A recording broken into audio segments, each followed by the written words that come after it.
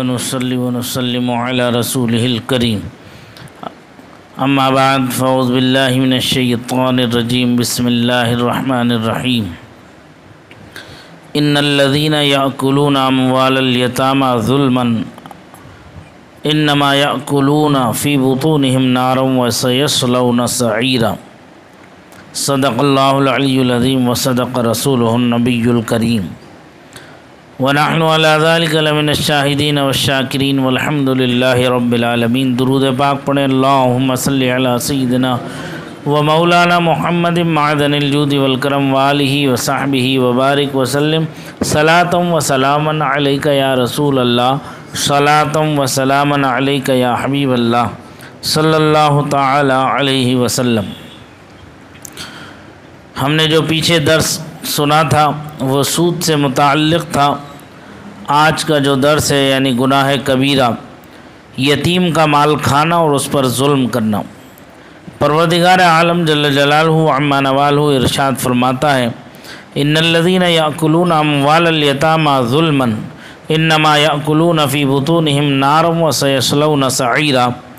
بے شک وہ لوگ جو ظلم کرتے ہوئے یتیم کا مال کھاتے ہیں بلا شبہ وہ اپنے پیٹوں میں آگ ڈالتے ہیں اور عن قریب بھڑکتی ہوئی آگ میں داخل ہوں گے۔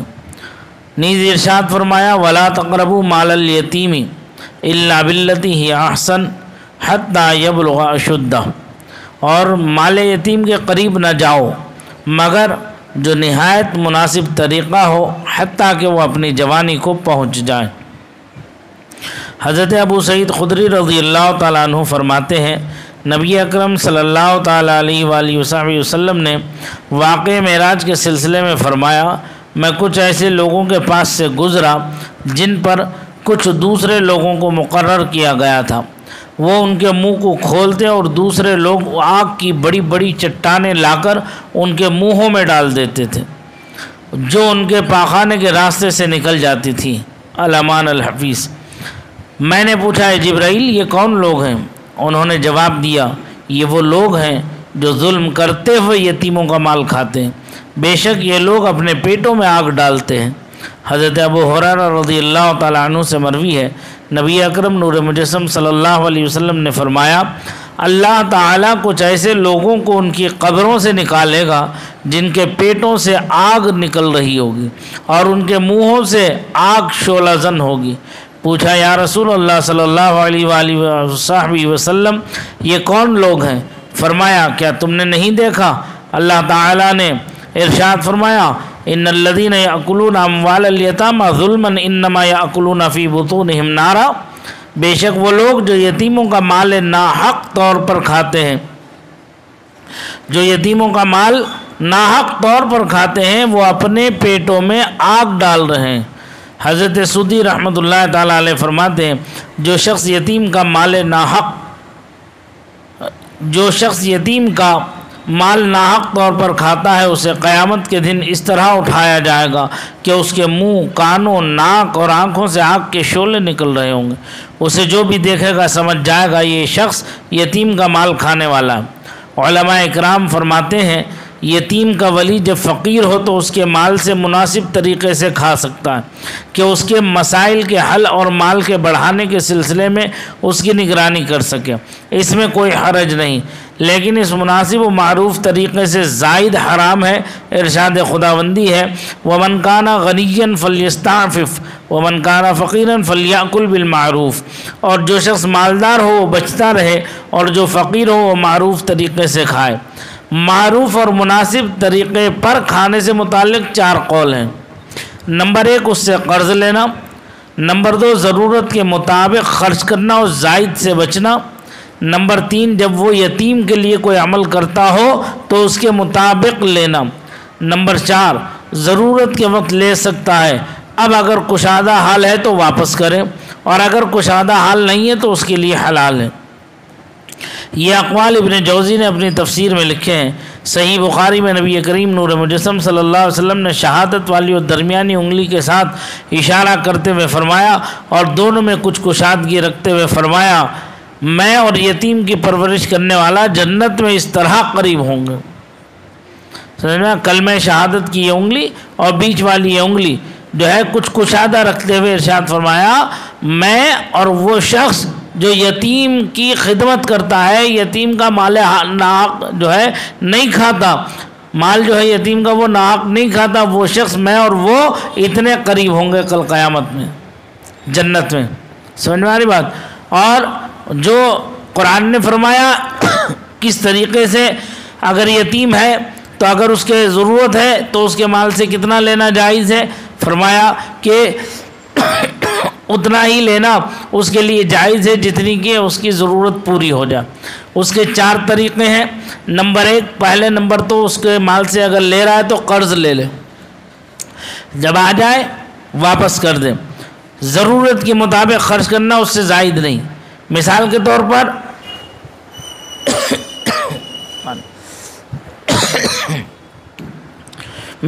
طور پر تھوڑے سے خرچ میں اس کا کام چل رہا ہے، 50 روپے کے خرچ میں چل رہا ہے تو 85 روپے لے، 50 پر 1 روپے یعنی 51 روپے نہ لے اس کے مال سے۔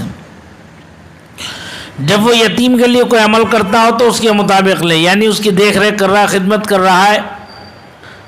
اب کوئی کھانا پکانے والا ہے نہیں، کھانا ایک ساتھ پک رہا ہے، ساتھ میں کھانا ہے، اب اس کے پاس بھی کوئی ذریعہ نہیں ہے تو اس کی جو دیکھ ریکھ کر رہا ہے اس وقت جو کھانا بنے گا اس کے لیے اس کے کھانے میں سے اتنا ہی کھائے جتنے کے پیٹ کے لیے اس کے لیے جائز ضرورت ہو۔ سمجھ میں آئی؟ کہتے ہیں دوسرا ضرورت کے وقت لے سکتا ہے۔ اب اگر کوئی ایسی ضرورت پیش آ گئی اس کے پاس کوئی دوسرا راستہ ہی نہ ہو تو وہ یتیم کے مال سے پیسہ لے سکتا ہے، لیکن کتنا؟ جتنی ضرورت ہے اتنا۔ پھر اس کے بعد جب اس کے پاس پیسہ آ جائے، اپنا پیسہ اس کا مل جائے تو وہ پیسہ جو یتیم کا اس نے لیا ہے سب سے پہلے اس کا حق اسے دے دے، اس کا پیسہ اسے واپس کر دے۔ صحیح بخاری میں سرکار کا یہ فرمان، صحیح مسلم میں انہی سے مروی ہے، نبی کریم صلی اللہ علیہ وسلم نے فرمایا یتیم کی پرورش کرنے والا اور میں جنت میں اس طرح ہوں گے، چاہے یتیم اس کا رشتہ دار ہو یا کوئی اور ہو۔ اگر یتیم بھتیجا ہے، بھانجا ہے، بھائی کا بچہ ہوگا یا بہن کا بچہ ہوگا یا رشتہ داروں میں ہوگا، رشتہ دار ہوں گے تو جو ہے چچیرے، خلیرے، ممیرے، پھوپھیرے، تائرے، مولرے، ساورے بھائی ہوں گے یا بہنیں ہوں گی، ان کے بچے ہوں گے۔ اگر رشتہ دار نہیں بھی ہے، کوئی دوسرا ہے، خاندان سے کوئی ریلیٹڈ نہیں ہے، کوئی دوسرا بھی ہے، تو فرماتے ہیں یتیم کی پرورش کرنے والا اور میں جنت میں اس طرح ہوں گے جیسے سرکار نے فرمایا کہ اس طرح ہوں گے، اتنے قریب ہوں گے میں اور وہ۔ آپ نے انگشت شہادت اور درمیانی انگلی کے ساتھ اشارہ فرمایا۔ یتیم کی کفالت کا مطلب یہ ہے کہ اس کے معاملات کے لیے کوشش کی جائے، یعنی اس کے کھانے اور لباس کا اہتمام کرے، اور اگر اس کا مال ہو تو اس کو بڑھانے کی کوشش کرے، اور اگر اس کا اپنا مال نہ ہو تو رضائے خداوندی کے حصول کے لیے اپنے مال سے اس پر خرچ کرے۔ اگر بچہ یتیم ہے، کوئی ایسا یتیم مسکین محتاج مل گیا کہ جس کے پاس کچھ ہے ہی نہیں، تو ازراہ ہمدردی، ازراہ انسانیت اور ازراہ ایمان، وہ تمہارا بھائی کا بچہ ہے یا بہن کا بچہ ہے، تمہارا جو ہے ایمانی روحانی ایک تعلق، ایک رشتہ، ایک ناطہ ہے، تو اس بچے کی پرورش کرے، اس کی خدمت کرے، اسے دیکھ ریکھ کرے۔ سیدنا عطائے رسول خواجہ خواجہ معین الدین چشتی اجمیری سنجری نور اللہ مرقدہ کا بڑا پیارا واقعہ ہے کہ ایک مرتبہ حضرت خواجہ غریب نواز رضی اللہ تعالیٰ عنہ وارضاہ عنہ نماز عید ادا کرنے کے لیے تشریف لے جا رہے ہیں۔ دیکھا راستے میں ایک بچہ کھڑا ہے، بہت مسکین ہے۔ آپ نے اس سے کہا کیوں تم نماز عید نہیں پڑھو گے؟ تم نے کچھ تبدیلی نہیں کی لباس میں؟ تو اس نے وہ کہتا ہے کہ میں یتیم ہوں، میرا کوئی نہیں ہے۔ تو حضرت خواجہ غریب نواز رضی اللہ تعالیٰ عنہ کی آنکھوں میں آنسو آ گئے۔ عیدگاہ جانے کی بجائے واپس اس بچے کو لے کر گھر آئے، گھر آنے کے بعد اس سے غسل کرایا اور جو کپڑے تھے وہ کپڑے اس بچے کو پہنا کر پھر اپنے ساتھ عیدگاہ لے کر کے گئے۔ سمجھ میں آ رہی بات؟ یہ ہمارے اسلاف کا طریقہ کار ہے، یہ ہمارے اسلاف کی زندگی ہے۔ ہم صرف پڑھ لیں، سن لیں، یہ کام نہیں دے گا۔ اس کان سے سنا، اس کان سے نکال دیا، نہیں، بلکہ اس کان سے سن کے دل میں اتار لو۔ عملی زندگی میں اسے لے کر کے آؤ. جب عملی زندگی میں لاؤ گے یقیناً اللہ تعالیٰ راضی ہوگا. جب رب راضی ہوگا تو ہر کام میں برکت ہوگی. ایسی جگہ سے رزق ملے گا جس جگہ سے کہ ہمیں وہم و گمان بھی نہیں ہوگا. ہم بعض حضرات وہ ہیں جو مہمان کے گھر آنے سے گھبرا جاتے ہیں. یہ سوچتے ہیں کہ میرے کھانے پینے میں کچھ کم ہو جائے گا. مہینے کا جو میں نے راشن لا کے رکھا ہے وہ راشن جو ہے میں اپنے حساب سے لا کے رکھا ہوں میں، لیکن کوئی مہمان آ گیا تو اب اس کے لیے کھانا پینا اگر دانہ پانی اگر شروع کیا جائے تو جو ہے وہ کم ہو جائے گا. یہ اس کی خام خیالی ہے. ہمیشہ یاد رکھو کوئی بھی مہمان اگر آپ کے گھر آتا ہے تو وہ اپنے ساتھ اپنا رزق لے کر کے آتا ہے اور اپنے ساتھ برکتیں لے کر کے آتا ہے. اپنے ساتھ اپنا رزق بھی لاتا ہے اور آپ کے لیے برکت لے کر کے آتا ہے. مہمان کے آنے سے کبھی اکتانا نہیں چاہیے. آپ اس کے لیے دسترخوان کشادہ کیجئے، اللہ تعالیٰ رزق کے دروازے آپ کے لیے کشادہ کر دے گا. سمجھ میں آ رہی بات؟ تو ایسے ہی کوئی یتیم مسکین محتاج مل جائے اس کی خدمت کرو، اس کی دیکھ ریکھ کرو. اس کی خدمت کیا ہوگی؟ ہم کیا کر سکتے ہیں؟ اگر ہمیں کوئی یتیم مسکین محتاج مل گیا، اللہ نے ہمیں طاقت دی، اگر اللہ نے ہمیں دولت دی ہے تو ہم سب سے پہلے اس کا حلیہ بدل دیں، نہائیں دھلائیں اسے، پھر اس کے لیے پہننے کے لیے کچھ کپڑے، لیٹنے بیٹھنے کے لیے اس کے لیے کوئی بستر کا انتظام کر دیں. سب سے پہلے اس کا پیٹ بھر دیں کہ اسے کچھ کھانے پینے کے لیے اسے دے دیں. جو بھی ہے اپنے گھر میں میسر جو ہم کھاتے ہیں وہ کھلائیں. یہ لازمی نہیں ہے کہ ہم 5 اسٹار ہوٹل سے لا کر کے کھلائیں گے تبھی ہمیں ثواب ملے گا، نہیں، بلکہ جو جائز حلال رزق آپ کھا رہے ہیں اسی میں سے آپ اسے کھلا دیجیے. اور پھر اس کے ساتھ ساتھ اس کی اچھی تعلیم و تربیت کے لیے اس کی دنیاوی تعلیم بھی اچھی دلائیں اور اس سے پہلے اسے دینی تعلیم بھی اچھی دلائیں. دونوں علم اسے دلائے، وہ کل آپ کی خدمت میں رہے گا، آپ سے محبت کرے گا. سمجھ میں آ رہی بات؟ اور اللہ آپ سے راضی ہو جائے گا.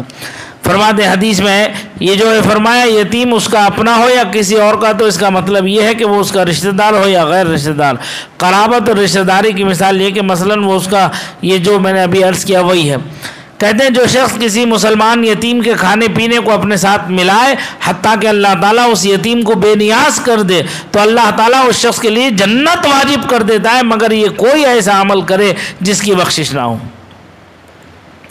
کتنی پیاری حدیث پاک ہے. کیا فرمایا؟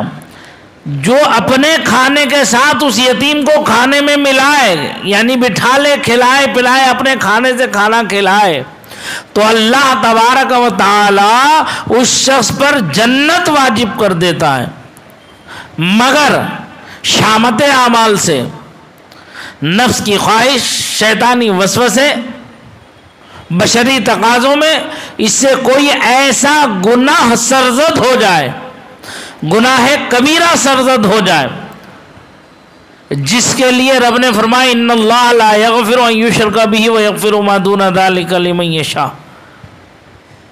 شرک کے علاوہ اللہ کسی گناہ کو معاف نہیں فرمائے گا. وہ استغفر اللہ، شرک کے علاوہ اللہ تعالیٰ ہر گناہ کو معاف فرما دیتا ہے، لیکن شرک کو معاف نہیں فرمائے گا.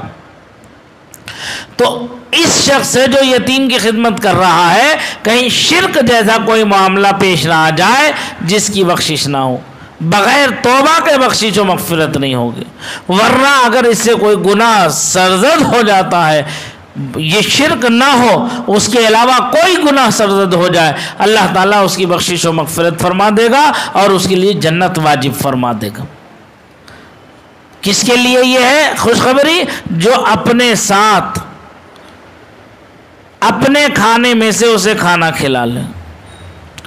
کہتے ہیں رسول اکرم صلی اللہ علیہ وسلم نے فرمایا جو شخص یتیم کے سر پر ہاتھ پھیرے اور اس کا مقصد صرف رضا الہی کا حصول ہو تو وہ جتنے بالوں پر ہاتھ پھیرتا ہے ہر بال کے بدلے اسے ایک نیکی ملتی ہے. اور جو شخص کسی یتیم لڑکے یا لڑکی سے حسن سلوک کرے میں اور وہ اس طرح جنت میں ایک دوسرے کے قریب ہوں گے. ایک شخص نے حضرت ابو درداء رضی اللہ تعالیٰ عنہ سے عرض کیا کہ مجھے کوئی وصیت فرمائے۔ آپ نے فرمایا یتیم پر رحم کرو، اسے اپنے قریب کرو اور اسے اپنے کھانے میں سے کھلاؤ۔ میں نے نبی اکرم صلی اللہ علیہ وسلم سے سنا، آپ کے پاس ایک شخص نے آ کر دل کی سختی کی شکایت کی تو آپ نے فرمایا اگر تم اپنے دل کو نرم کرنا چاہتے ہو تو یتیم کو اپنے قریب کرو، اس کے سر پر ہاتھ پھیرو اور اسے اپنے کھانے میں سے کھلاؤ۔ یہ عمل تمہارے دل کو نرم کرے گا اور تم اپنی حاجت پر قادر ہو جاؤ گے۔ اللہ تبارک و تعالی ہمیں آپ سب کو جو ہے اس پر عمل کی توفیق رفیق عطا فرمائے۔ ہمارے خاندان میں جو بھی یتیم مسکین محتاج ہے سب سے پہلے ہمیں اس کی خدمت کی توفیق رفیق عطا فرمائے، اس کے ساتھ ساتھ اپنے معاشرے میں اپنے ارد گرد پیش نظر جو بھی یتیم مسکین محتاج غریب ہے مجبور ہے ہمیں اس کی خدمت کرنے اس کی مدد کرنے کی توفیق عطا فرمائے۔ اللہ تعالیٰ اس خدمت کے تصدق و طفیل جو ہے ہمارے سب کے رزق میں برکتیں عطا فرمائے، وسعتیں عطا فرمائے۔ آمین وآخر دعوانا الحمد للہ رب العالمین۔ اللہم ربنا آتنا فی الدنیا حسنہ وفی الآخرۃ حسنۃ وقنا عذاب النار۔ الی یوم الدین برحمتک یا ارحم الراحمین بحق لا الہ الا اللہ محمد الرسول۔